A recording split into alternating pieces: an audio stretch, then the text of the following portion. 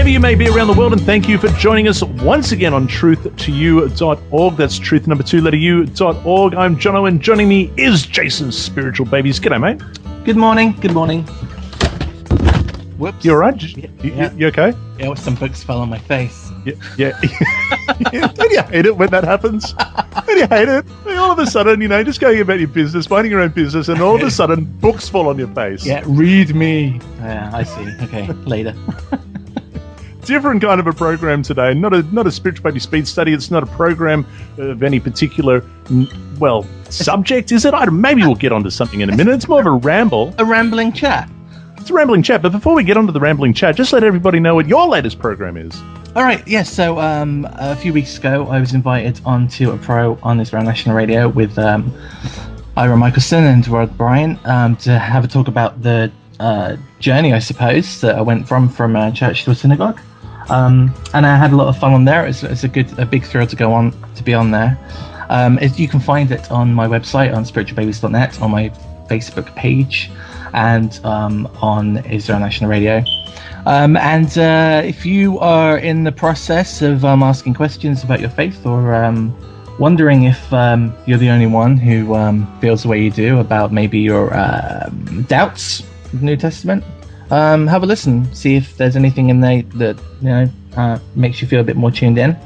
And if you need any help, then you can message me. That's kind of what I do during the day. So there you go. Done. Spiritualbabies.net. You'll find it there. I listened to it today. It was great with your fine self, and of course Ira Michelson. People, long-time listeners will remember Ira and Rod Bryant as well. Really worth a listen. Israel National Radio, and you'll find it on spiritualbabies.net. Now, while we're rambling, while we have no real sort of topic of discussion, before we even begin, I'm going to tell everybody something that I've never told them before, and that is what that strange little bleep sound is in the background when I talk to you. In fact, you can tell them. Come on, it's been a long time coming. All right. There it is. There it was. Everybody knows what I'm talking about. Just random every single time. Oh yeah, and people now going scratching their heads, going, yes. I remember hearing that's in all the programs with Jason. What's that about? Never really noticed that before, but now you're going to notice it every single time it happens. I have a canary with OCD, and about 5 years ago, about 5 years ago, my smoke alarm battery ran out. But it hasn't run out. If it had run out, it wouldn't be going. No, because it's plugged. It's the whole smoke. Because I'm in an apartment, you see, and all these things were were built in, so it is kind of on the main electrical unit. Because what do they need a battery for? Well, if it goes off, then it alerts the apartment, you see, so that little beep is just constantly there. So you see now let me just say something. That little beep, ladies and gentlemen, is supposed to annoy the occupant of the of the dwelling so much that eventually go, oh, look, I'm just going to change the battery. I'm just going to get up there and change the battery and get a chair, stand on the chair, you take the battery out, put a new one in, done, not bothering you anymore. But not Jason. For 5 years. There it is again. That's halfway around the world, the annoyance is working, but not here. No. And if you spend everybody around the world that listens to Truth to You, and you and I are speaking now, everyone's going to say, "Can you change the battery?" So annoying. And if I do, no one's going to believe it's me. They'll be like, "Nope, can't hear it. It's not real." It's like your little audio signature. Yeah, a little watermark. Watermark. And to be fair, if you spend any amount of time on Facebook during the week, the level of annoyance from a smoke alarm beep is pretty slim compared to what you have to put up with. So now just because, it's been 5 years, it doesn't mean that you're not going to change. I have a battery for it. Yeah, that's right. You're getting round to it. Yeah, and I bought some step ladders, so I'm ready to go. I've had that step ladder for 6 months. I am ready. Right. And that's optimistic, and it's a guy's way of doing things. We're going to get around to it. We've made a mental note. We'll get there eventually. It's all right. There's no rush. That's what it is. Is Mrs. Spiritual Baby? She's all right. She understands that you're. No, she that doesn't bother her at all. There it is again. All right. now that I've totally tuned people into that little noise. Yeah, and to be fair, I've left the door to my hall is wide open, so you're probably hearing it because it's so hot today. I've got all the doors open. It's so hot. Hot in Ireland's like 23 degrees, right? Oh, yeah, I think actually it is about that today. It's really I got a fan on and all the windows are open. Oh, man. Anyway, that's enough rambling. Let's ramble about something a little bit more specific. We've been put on the list, haven't we? We have been put on the list. It's a very specific list. We've been blacklisted. I think I'd like to, I want to preface this with, because I don't want this list to be like the only reason this ever comes up. Often, because of the programs we make and because of the posts I put on Facebook, I'll often be included in conversations and called an antichrist or a Messiah denier or anti-Messiah. Lots of phrases and words. And kind of interestingly, with what's going on in Israel at the moment, I see the same thing in the media where it's talking about Israel's war with Gaza, but that's not the case. Israel is at war with Hamas. That's true. Right, and I am not denying Messiah or anti-Messiah. You have to break those words down. And so we've been added to a list, quite a list that's growing day by day by the look of it. It's like a phone book now. Well, there was a list. It was like a phone book. So it's a pretty long list. And I'm a little bit disappointed, actually, because everyone has a surname on this list except for me. Am I just known around the world as Jono? I don't even. You're Jono. Yeah, Jono. Everyone knows what that is. Yeah. So it first appeared on a group. I'm not going to give the name of the group, but it first appeared on a Facebook group, and the admin decision was made to delete links to Truth to You and Spiritualbabies.net because those sites are, quote, anti-Messiah. Now, let me just ask you straight out. Are you anti-Messiah? No, I'm not anti-Messiah. I'm not anti-Messiah. I'm pro-Messiah. Have we? I'm totally pro-Messiah. I've never been anti-Messiah. And has anybody asked you if you are anti-Messiah? Oh, people ask all the time. They just don't accept my answer of no, I'm not. What is with that? Now, let me ask you another question. We're often called anti-missionary. They're like their little antis. They've got the antichrist and the anti-Messiah and anti-missionary. Are you anti-missionaries? No, I'm pro-missionaries. I'm pro-missionaries too. Right, and if I had to put some sort of job description of what I do kind of during the week, I'd say it's missionary work. I would agree with that. I'd say that's a fair analysis. But yeah, so we're not anti-Messiah. We're very pro-Messiah. May Yehovah's Messiah be established today. Nothing would make me happier. And I'm not anti-mission. You and I are not anti-missionaries. We're totally for the right for people to express and evangelize their faith, whatever that faith may be. Right, and I'd be super interested in speaking to more missionaries. I think there should be more missionaries. I think if you have a faith that leads you to speak to other people about it, then you should. I mean, obviously, you don't want to go banging on people's doors and boring them to death. But if someone's interested, you should know enough about what you believe that you can speak, I'm going to go about it. I'm going to go further than that. When I was in the church, I was so I became bewildered, maybe even appalled that people they didn't seem to believe what the New Testament was telling them enough to go out and tell people outside of their little bubble. Right. And I was, to be honest, I was a little bit disappointed with that. And I thought, I don't want to be like that. I want to be one of the 2%, I do believe the statistics say, of Christianity that go out and actually speak to people on the streets. And so I became a street evangelist. I was one of those people that stopped people on the street and gave them the quote-unquote New Testament gospel to save them from the fiery pit of hell. And you did that for some personal reward? You know what? I'm not sure if I did it for. Well, yeah. I mean, I guess with the knowledge that I had at the time, that kind of action would have been shined upon in the eyes of Jesus. It was my understanding at the time.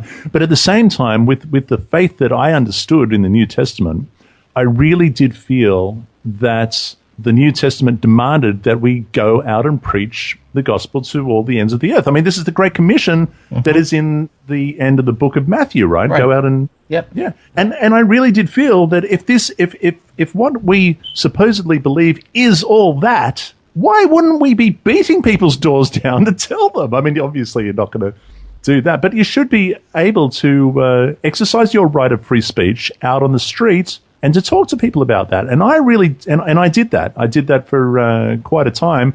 And it was that zeal that led me to even get on radio. Now, people know that speaking, public speaking or speaking in public places, as radio really is, it can be a very, very daunting thing for people. It's one of the greatest fears. Do you know that the statistics say that many people would rather just die than speak publicly? Right, yeah, I can believe it.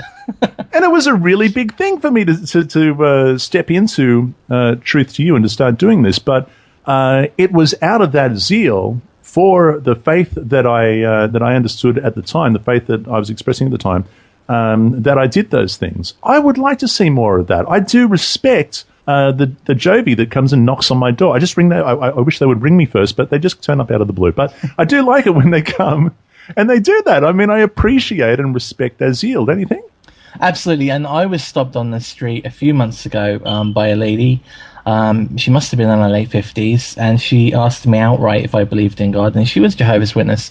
Right there in the street, she had a handful of flyers, and she was going to door to door. And do you know they produced them themselves? They don't send off for them. Yeah, they have to pay to get those printed and then deliver them themselves. It's how amazing is that to have that kind of passion and belief that you'd go out and get you get the design and you get the paper and you buy a printer and you have to print them up and you have to go walking for 4 hours and deliver them all, like 50,000 flyers. Do you know? One time, I'll tell you this. I actually went. I purchased 3,000 flyers, tracts. I purchased 3,000 tracts, and I went to the World Youth Day, which is like a Catholic, a major Catholic event. It happened to be in Sydney, and I thought, well, this is great, and because at the time I was an evangelical Christian, and all the Catholics are going to hell, and they don't know it, and I thought, well, I can't have that. I better get out there. And I was living in the country, and I thought, well, I got to go to Sydney, and I've got to put them all right. So I went there with my bag. Boy, it was heavy. And for the whole day, and by the end of it, I could barely walk. My back was so sore. But for the whole day, I was even threatened by police, and I was sent off premises and all sorts of stuff. It was a great day. I really loved it. And I distributed all of these tracts and didn't get beat up. It was amazing. But that's how zealous I was to be a doer of my faith and not just, someone who talks the talk but doesn't walk the walk. Now, imagine if you've got these flyers and you've gone to this Catholic rally, I suppose, and the Catholics turn around to you and say that you're anti-New Testament because your belief in the New Testament is different to their belief in the New Testament. Do you know what? Let me tell you the story that what happened. I got there bright and early. It was at a particular venue in Sydney. It was heavily the security was very. There was just security guards and police everywhere, but somehow I was able to get in, and I couldn't. I don't know why they thought that I was okay to get in. People needed the little passes because the thing hadn't started yet, and you weren't supposed to be in there unless you were approved. Anyhow, they seemed to think that I was some sort of official person, and in I went. Now everyone who was working there got a tract, and I was handing them out until someone obviously read the tract and was offended at it or whatever, alerted police. A policeman, an Irish policeman, Jason, an Irish Catholic man. You're kidding? Most likely an Irish Catholic, very red-faced, angry policeman came to me and said, "You cannot. You can't be here. You cannot distribute this." I said, why can't I distribute this? I was let in. I've been approved. It's okay. He goes, no, you can't. You have to take this and you have to leave. And I said, well, why is that? He goes, because you're not, you better go right now. Like, he was serious stuff, and I was about to get in a lot of trouble, if not hurt. And I thought, okay, no worries. And I'll never forget, as I was leaving, and I think I pretty much got attracted into everybody's hand. There were hundreds of people there. All of a sudden, over the stereo was blaring this music like some sort of anthem at the end of the movie, when the credits are rolling. And I thought, yes, so great. But I got out of there unscathed. But there he was. There was the border police, the religious border police, literally telling me, you cannot give out information to these people. You cannot tell them what they don't know. This is not approved information. You cannot hand it out. Isn't this the same? And actually, let me read this this person's list. On top of their list, and they sent this out to so many people, and there were hundreds of comments on this person's thread. Just to be sure, this list is a revised list. This happened about a week ago. It was sent out to the friends of this person and to the friends of the people on the list. So really, they went through the people on the list, and then anyone that they thought might be in harm's way got a private message. Wow, that blows my mind. This is great. I had no idea, so this is great. This is what the person. I don't want to give the name because but this is what they wrote. They said, I think it is a good idea to list the names in capitals. They kind of, I'm going to read it as if they're shouting, because when you put capitals, it's sure, yeah. So it says, I think it's a good idea to list the names of the people you know who are seducing people to deny Messiah. I will start this way. If any of you have them as friends, I'd advise you block them before you become their next victim. Now,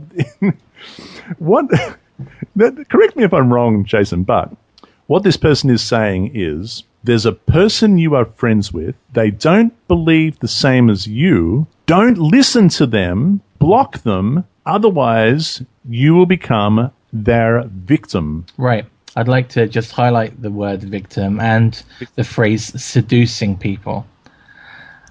What we're left with is the understanding that this person believes that her friends, the ones that feel and believe the same thing that she does, are so weak in their faith that a word in their ear or reading the wrong article or listening to the wrong video is going to make them completely about face without any thought and empty all of what they've believed in their whole life onto the floor and stamp on it. That's a room of sheep, isn't it? I mean, if you're how can you say that you place your faith in something if your faith is so weak that someone that doesn't believe what you believe can change your mind on Facebook? This is Facebook. I've just given it away that she's a woman. She clearly feels threatened, so much so that she needs to tell Now, isn't it amazing? People who feel that they can tell other people what information they are and are not allowed to receive. You're not allowed. I mean, is God? Like Keith used to say, is God threatened by our questions? Right. It's a fair comment. Interestingly, she's made this list, and she's listed a whole load of people on it. And when this list was brought to light, and some of the people who were on the list posted it, they were then reprimanded for putting that information on their Facebook pages.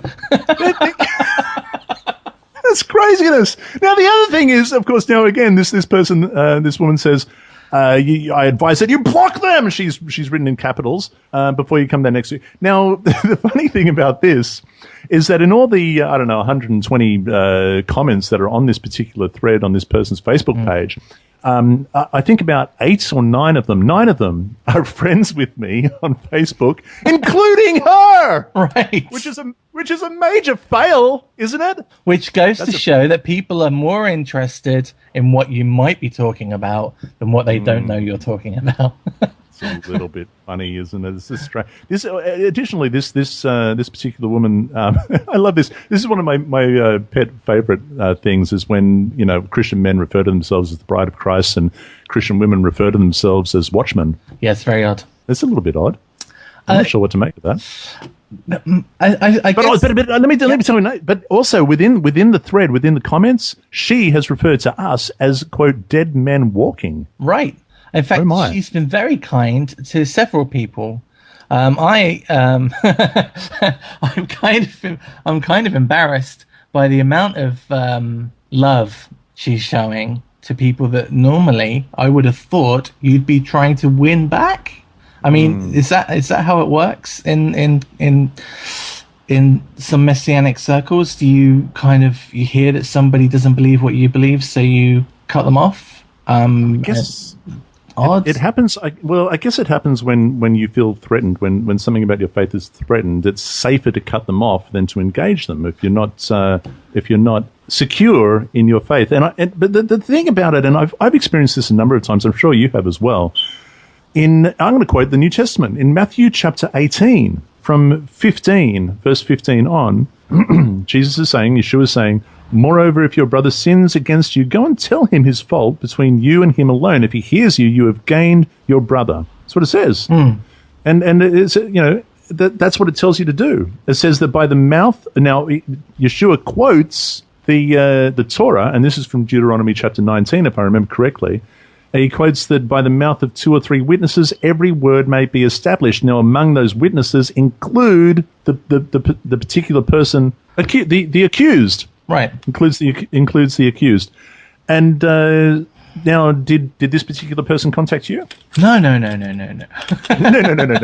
I was contacted by someone who received the list from her. Yeah, me too. And but there was no let me ask you a couple of questions, and that sort of thing. And I come across this a lot from I don't know that it's characteristic of Christians. I'd like to think it's not, but every now and then this kind of thing happens, and it doesn't speak well for them.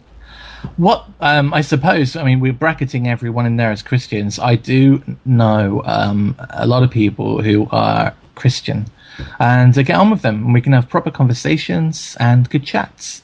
There seems to be a certain percentage, though, within that group who maybe don't like the name Christian. They prefer something else. But for me, if you follow Yeshua as Messiah, and Messiah means Christ, and you're a Christian, just different coat. It's a different coat, but it's the same hat. But what this tells me is that there's a fear here. So this person's posted this, and they're not worried about one of their friends engaging in a real debate or chat, even, or study to kind of find out what the Bible does say. That's not their issue. Their issue is that their friends won't be able to defend themselves in that situation, and they'll be kind of maybe even bamboozled by information and then left confused. If that was the case with my friends, I'd be more concerned that perhaps their faith wasn't exercised enough for it to be strong enough to be able to enter into that conversation. So they're not this person isn't really worried about the names on this list, what they say, seducing people. They're worried because they've used that word seduce to replace debate. Now, what it should say is, I think it's a good idea to list the names of people who are debating people into arguing who the Messiah is. That's what it should say. Now, this is a really good point. It's a very valid point that you bring up, because I find this often, and you're right. A lot of Messianics would be offended at the suggestion of being labelled Christians. They'd rather be labelled Messianic or Torah observant believers in Yeshua or whatever it may be, and that's fair enough. If that's you, that's fine. But what I do find, Jason, is that when many of them are engaged, having come up through the church and then into perhaps a Torah walk, are engaged in apologetics, where really the rubber hits the road. That's where the rubber meets the road. It's always in the apologetics. They're bamboozled by it. They're unprepared for it. They don't have an answer, and yet they may have, like myself, spent 40 years in the church. How is it? And I've met so many people like this, and I know that I'm not the exception. How is it that we can spend 30, 40 years in the church and not have answers to apologetics where the rubber meets the road as far as what Judaism believes and what Christianity believes? Now, when they are painted into a corner, guess where they go running? To the Christian apologist. Every single time. Not a messianic teacher. Never have I seen that. Every single time, a messianic or a Torah observant believer in Yeshua, whatever it may be, when they really do get painted into a corner with apologetics, not knowing what to do, they run to Dr. Michael Brown. Right. But yeah, Michael Brown, I suppose he's the headliner. He's the headliner in that group. I look at it like this. I made a reference in the show I did with Ira Rod about unicorn. And so there's this like magical menagerie, and you can, you join this magical menagerie, and you learn all these new, amazing, fantastic things about this unicorn. And you spend 30 you were talking about the studying the colors, the brilliant colors of the unicorn's tail. Yeah, the unicorn's tail comes in these amazing colors, and you can talk about them for years. And then you go on to the hooves and what they're made of, and how they're golden, and how the unicorn's got this amazing horn that comes out of its head, and it, like beams of light come off it. And you spend a whole lifetime talking about that, and then arguing with people who don't believe that unicorn is special. And then you find out that when you actually speak to someone who studies natural history, that there was never a unicorn, and then you wonder, like 30 years have gone, but I know all about this thing. How can it not be real? Well, it's simple. What you do then, you know what you do. You block that person. You block them. You warn all your friends. Damn straight. Such and such says there is no unicorn. You better block them, because otherwise you'll be seduced and you'll become their next victim. Here's a picture of a unicorn to make you feel a bit better.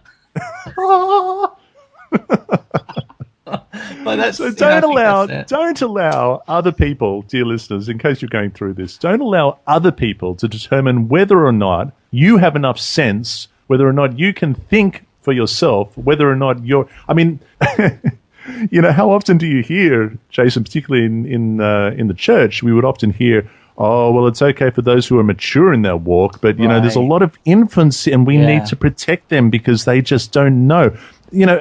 Is someone else determining you to be an infant? Don't let that happen.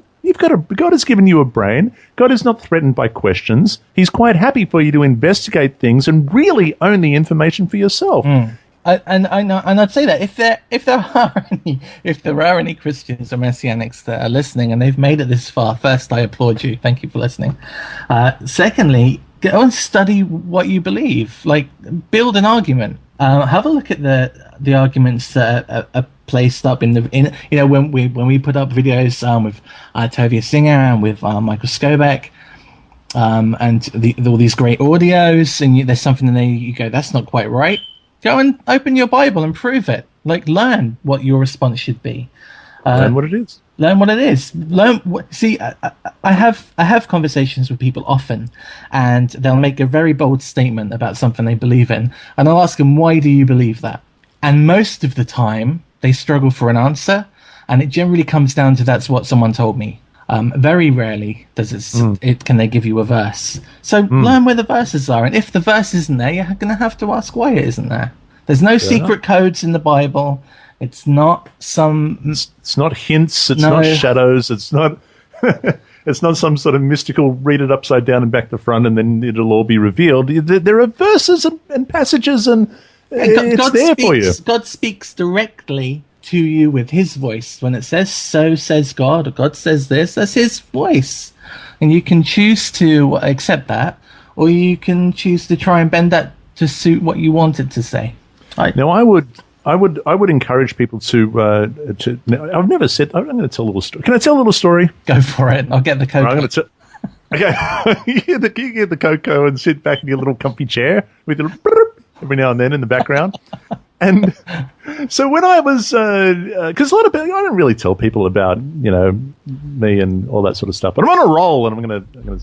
So here we go. This is what happened. I was zealous for my faith, and I was a street preacher, and I did all of these things, and I employed I bought the tracts and bought into the training of a particular organization called Way of the Master. That was it, and it was Ray Cumbert. G'day, Ray, because he listens to the program, And Ray is he's a New Zealander. He's just across the pond from the mainland, and And he's also a Jew. He's a Jewish chap, and he developed this whole street evangelism. And, he's very entertaining sort of a chap, has this great program that he does with Kirk Cameron. Everyone remembers Kirk Cameron, right? I don't. Anyway, but apparently everyone does. And, and no, he was very popular in the States.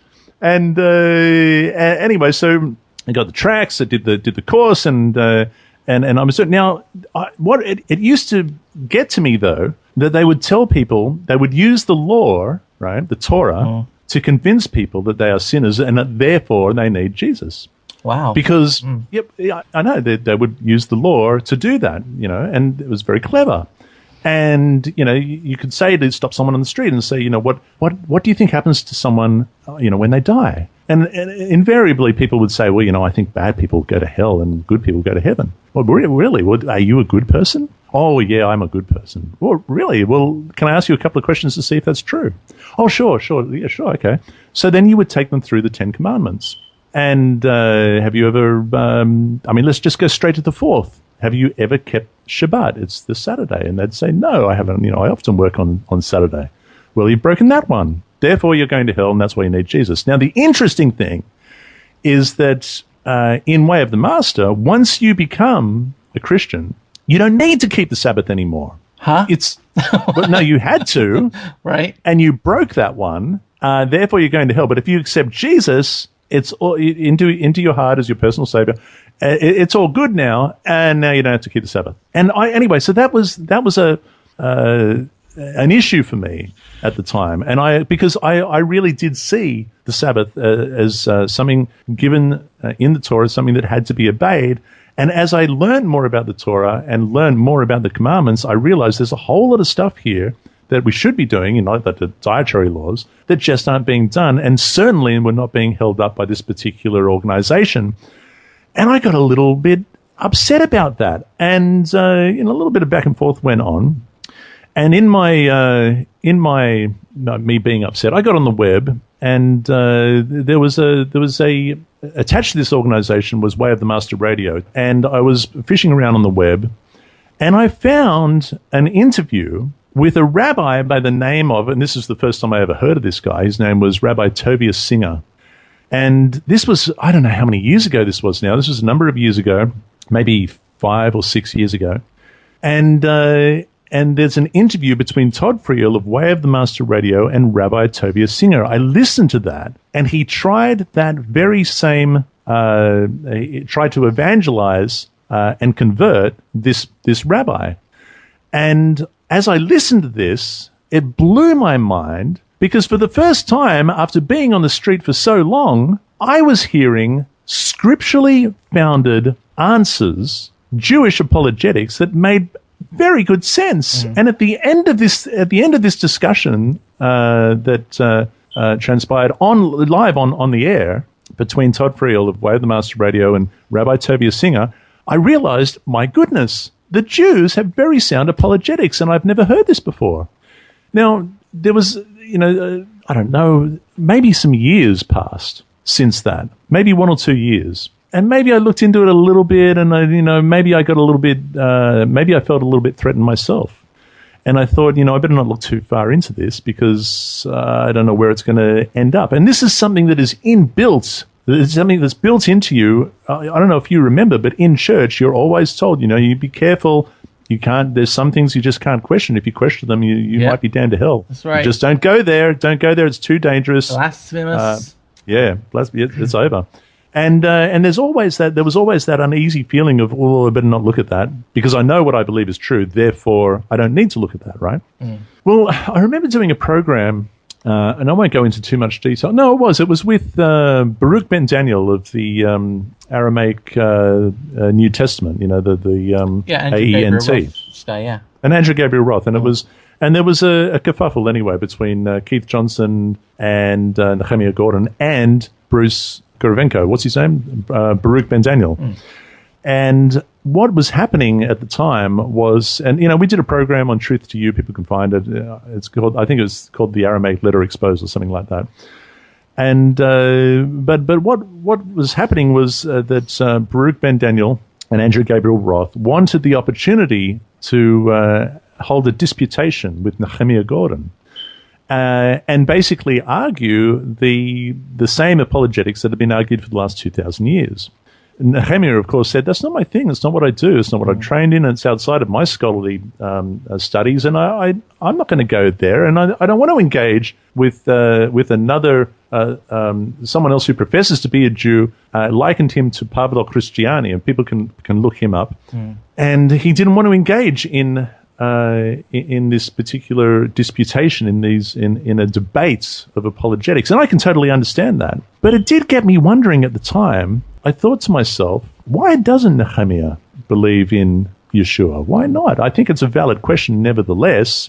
And where can I go to get the answers? And then it dawned on me, get this, it dawned on me, and I realized, I asked myself, why do I believe in Yeshua? I don't know why I believe in Yeshua, and I don't know why Nehemiah doesn't believe in Yeshua. Where am I going to go to get the answers? And I remembered Rabbi Tovia Singer. So I got back on the internet, and I was web surfing around, and I found a whole lot of MP3s, and you can find them all on outreachjudaism.org. Outreachjudaism.org is the website. A whole lot of MP3s to listen to for free. I thought, you're kidding. This is a goldmine. If I wanted to know about Jewish apologetics and why it is that I believe in Yeshua. So I was at the time. Incidentally, I was doing a degree in Christian theology when this happened, and oh my word! And so I listened to all of Tobia's free MP3s, and they were awesome. And I realized then, not only do the Jews have very strong apologetics, but they're right. And that's when everything started to really seriously change. And people can, like I said, outreachjudaism.org, you can find those MP3s there. Even to enhance those MP3s, I would highly recommend the brand new volume 1 and 2, Let's Get Biblical. Why Doesn't Judaism Accept the Christian Messiah by Rabbi Tovia Singer. You can get volume 1 and 2 there on that website as well, outreachjudaism.org. That, boy, how did we get onto that, Jason? Now, I've listened to that audio. I think that's one of my favorite radio shows with Tovia and the Way of the Master people, and you can find that link on his oh, you can listen to too. okay, right. You can listen to that interview on Way and the Master Radio. You can find that on the website as well, outreachjudaism.org. Do take the time. It's not very long. It's like 10-15 minutes, and it's just it's brilliant. And that's what really there are a lot of lessons in there, not just the gold that Tovia has, but how to treat a guest on a radio show. So it's pretty phenomenal. So you're saying that were you afraid when you wanted to question what you believed? Oh yeah, I was concerned because like I said, I was a street preacher. I went out on the street and I stopped people and I engaged with them. That was my thing. And I'd already been on the radio for some time, and I felt threatened in my faith by going there. I just felt like it was a naughty thing to do. I'd just always been taught you just don't go there in certain topics because you'll grieve the Holy Spirit. Do you remember that? You'll grieve the Holy Spirit is what it says. I don't want to grieve the Holy Spirit. That'd be terrible. I mean, I might get condemned to hell. I might commit the unforgivable sin, whatever that is. I'm not too sure, but I might do it by mistake, and that'll be it. So I can't. That's right. You know what I mean? Come on, a lot of people feel like that. No, it's true. And you're told that, it's kind of, you've got a little kid and he keeps getting up in the night and you'd say, don't go outside. If you go outside, bad things will happen. It's like, what bad things? It doesn't matter. You're already terrified. You got the banshee there in Ireland, don't you? Yeah, you hear that scream, someone's going to die. That's it. You don't want to go outside. Yeah, and that's not, that's true. That's not even made up. Screaming banshee. That's true. Yes. You don't want to be walking around Ireland at night time. You hear someone scream. Whoa, that's not good. But it's not knowledge. And and I've said this over and over again on Truth to You. Knowledge is the remedy for superstition. Yes. Knowledge is the remedy for superstition. And when people tell you, you better block that person, I would tell you, you better find out what they're saying, because it's a now who was it who said? Was it Maimonides who said, "Accept truth from whatever source it comes"? Right. Yeah. And you know what? I read that as one of the very first things. Kind of, I suppose Jewish teaching, if you like. It's one of the very first things I read from Jewish source, and I heard it paraphrased. Maimonides. It wasn't Maimonides. It's Maimonides. Right. I heard it paraphrased on a channel called New to Torah. Your man, what's his name? The bearded guy. That's all I can remember. He said one time, you can chew the meat and spit out the bones. And I see that the same. And it's a good phrase. And I've taken it on since. As an example, we might do a fantastic show on a subject which is completely based in Torah. We haven't quoted anything that's not written. We haven't said anything that's out of context. And for me, that's like a good show. But you're going to have people that say, don't listen to that because they don't believe what we believe. But do listen to it. And if you chew on the meat and spit out the bones, I did it. Yeah. Kick against the system of the people who want to police your information. Right. Yeah. I did a graphic a while ago. I like doing these silly little graphics, and there was some kind of some people on a cliff, and one guy shouts out, "Don't lean on that rail; it's broken." And another guy says, "Don't listen to him, Jim. He doesn't believe in Jesus." Yeah. There's a whole load of truth in the Tanakh, and much of it is spoken directly by God through His prophets. Right. And that's what we want to deliver. And if someone's telling you not to listen to us say that, then you got to wonder why they don't want you to listen to the words of God. Check it out before you go blocking anyone. I'm going to use that. Send me that picture. I'm going to use that as the picture for this for this ramble. If people enjoyed this is the first time we've really done a ramble, is it? If people like this, we'll do more because this was. We can ramble. I mean, we don't even have to prepare.